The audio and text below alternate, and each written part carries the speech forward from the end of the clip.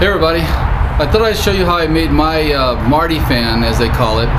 There's actually a guy on YouTube already named Brian Mitchell, and I'll put a link to his video over there in the sidebar. He actually has a really nice video, shows you how to make one. It's very well made out of metal and welded together and stuff like that, and it's considerably larger than the one I have. But I decided to make one. I made it out of PVC. Just simple PVC, use some glue to put it together and stuff like that. So for those of you who might want to make one of these and don't have welding skills like myself, I'll show you mine, and maybe this will help you decide to make one for yourself. Okay, and here's my fan, and what you'll see is I use just some plain PVC and some T's to make this thing. Now I'm going to come in a little bit closer so you can see it. And basically what I did, I actually did this on my arches too, but I didn't put this cross member on my arches. I just took a piece of 10-foot PVC, I glued it into some T's, which you see right here,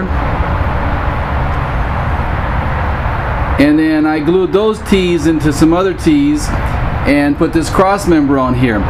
And the reason why I'm doing this is because my fan sits on my driveway. I have a very small yard, and so I needed to set it on the driveway, and doing it this way I was able to move it in and out so the girlfriend could actually park her car at night. But basically it's pretty simple. I think the only thing I would do if I would make it again, and I probably will make it again, is over here at the top I would probably put another T and then have a piece of PVC going down the middle to here to give it a little support. Now the bigger you get, this thing is going to flex. When I first put it together and pulled on the first strand, it squeezed down, but it's only going to squeeze down so much. The reason why I think about putting the upright in the middle over here is because when I went to string this thing together, as you can see, the bottom actually started bowing up as I was pulling on it. Had I had that cross member in there, it probably would have not bowed up like that. So let me show you what I'm talking about. Okay, this is what I'm talking about. Had I put a T in here and had this come down to here, it would have given some extra support to this. So it wouldn't have had a tendency to try to bow up from the bottom of it. The reason why I didn't do it is because I was worried about this here, the light reflecting off it, and you'd see the light. Now maybe if you sprayed it black, this obviously is white, or got gray PVC, it wouldn't show up as much. But that was the reason why I did it. Plus, as you can see, this thing isn't that tall. It's only about 3.5 feet tall. So I really need to make a much bigger one to really make this really necessary. Okay, so here's how I did this. I took my PVC and put it into a T like this here, and then I put another piece of, another T like this, and I glued them together. Now this is bigger than the ones here, and I used this for my base, and of course then I had PVC coming off of here and off of here to act as the foot for this thing. Once you have this configuration, you should do what I didn't do, and that is bend your PVC to the shape you want, and then measure your distance for this piece here coming across. I didn't do that, and so I ended up making this too long, and then I had to cut it. So I'll show you that in a second. Okay, so once you have your ends connected on there, basically what I would suggest you do is bend the arch into the loop that you want, and then measure the distance from here to there, and then cut your PVC and glue it together. Now what I did is I didn't measure that, and I end up having a piece of PVC that was too long, and as you can see in here, I just had to end up cutting it and screwing it together. Now what I did is,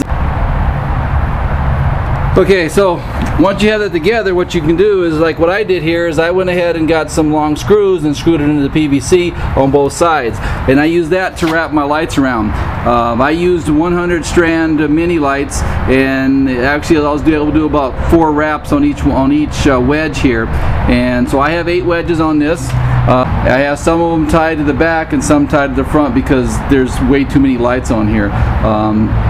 Brian Mitchell's video, you look at his, he actually uses a lot more channels on his. I like the way his video really looks. As far as his arch looks, you know, he's able to get much better effects than what I can get here. But I believe, you know, mine came out okay. I'm satisfied with it.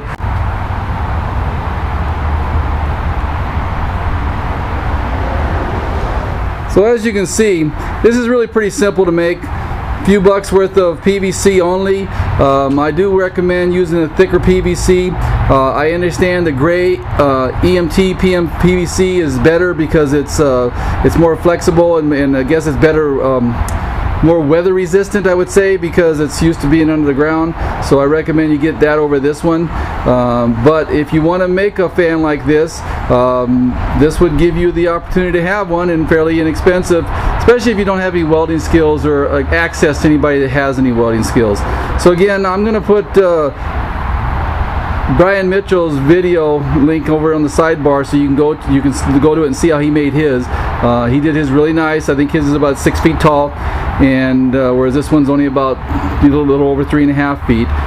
But I hope this helps you in figuring out what you're going to do for your displays. Thanks for watching. And now let's take a look at my fan in action.